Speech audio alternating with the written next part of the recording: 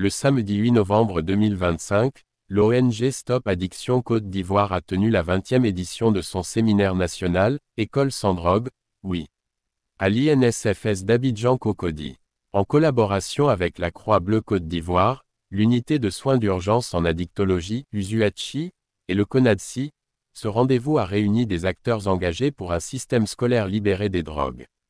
3 thématiques majeures ont rythmé la journée: les drogues dans l'environnement scolaire, les risques psychosociaux et leur prise en charge, la relation avec l'élève usagé de drogue. Les participants ont reçu une attestation, des supports pédagogiques physiques et numériques, ainsi qu'un repas et des pauses café pour favoriser les échanges. Face à la montée inquiétante de l'usage de drogue en Côte d'Ivoire, notamment chez les jeunes, ce séminaire a lancé un appel fort à l'action concertée entre les secteurs de la santé, de l'éducation et de la sécurité. Objectif: prévenir, informer et former pour contrer la banalisation des substances psychoactives dans les écoles, et lutter contre les conséquences graves telles que la déviance sociale, la criminalité et le décrochage scolaire. Long Stop Addiction Côte d'Ivoire et ses partenaires proposent une approche complète de prévention et de prise en charge des personnes usagères de drogue, en outillant les intervenants et adultes face à ce fléau. Ensemble, construisons une école sans drogue, un avenir sans dépendance. Je suis Daniel Thio, je suis inspecteur d'éducation spécialisé. Je suis également le responsable du service social, projet et prévention au niveau de la Croix-Bleue et président fondateur de Stop Addiction Côte d'Ivoire, une ONG régulièrement constituée qui est membre du CONADSI.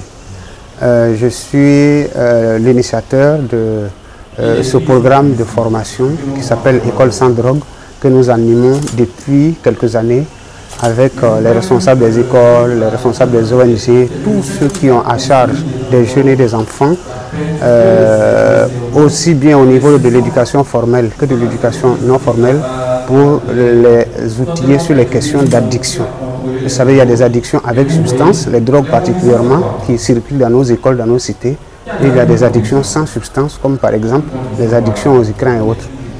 Notre but, c'est d'outiller les adultes pour qu'ils puissent être une cible directe auprès de la cible indirecte qui est constituée par les jeunes en réalité.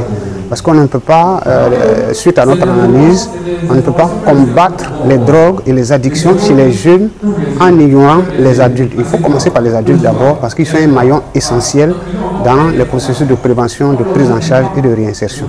Et c'est pour cela que chaque année, 1 ou 2 ou 3 fois, nous faisons intervenir des spécialistes pour former les acteurs du système éducatif, les responsables des écoles, comme notre sœur qui est là, qui est directrice d'école, et aussi, monsieur, il y a beaucoup d'autres personnes qui ont des structures scolaires et universitaires qui participent à nos formations. C'est des formations qui sont pratiques, qui sont dépouillées de toutes les théories, pas qu'on les ignore, mais on donne des astuces, des stratégies concrètes pour que nos parents, nos éducateurs puissent aider les enfants à lutter contre les addictions qui constituent un fléau montant dans notre société.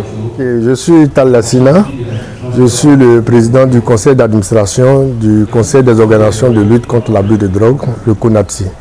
Il faut dire que le président Thio de l'ONG Stop Addiction, comme il a mentionné tantôt, ça fait plusieurs années qu'il a initié ce programme et qui est un programme pour nous très essentiel parce qu'il permet effectivement de sensibiliser les acteurs du milieu éducatif sur la problématique des drogues. Et comme vous le savez tous, c'est une problématique qui est très complexe parce que autant on a des produits qui sont interdits et autant aussi il y a des produits qui sont licites, je veux dire l'alcool et le tabac. Et malheureusement aussi, de plus en plus, il y a des produits de synthèse qui sont consommés par nos jeunes. Et tout ceci demande vraiment une implication de tous les acteurs, je veux dire communautaires de façon générale, en pensant aussi à la population de façon générale. Et donc ce programme, effectivement, est très pertinent pour nous parce qu'il permet déjà de dissimuler ou même de sensibiliser, j'allais dire, tous les acteurs, notamment éducatifs, sur les différents problèmes que pose l'usage de drogue de façon générale. Je suis la sœur Sandrine Zaïti de la congrégation des sœurs passionnistes de Saint-Paul-de-la-Croix et directrice du groupe scolaire Fleur de Lys.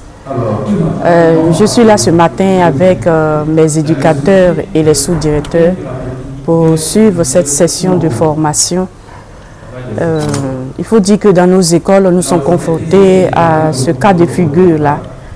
Et l'urgence était de former nos éducateurs pour qu'ils puissent mieux encadrer nos enfants. Voilà.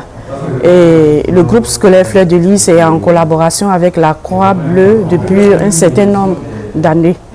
Donc avec M. Thio, bon, c'est la collaboration qui continue, voilà, pour la santé mentale et physique de nos enfants.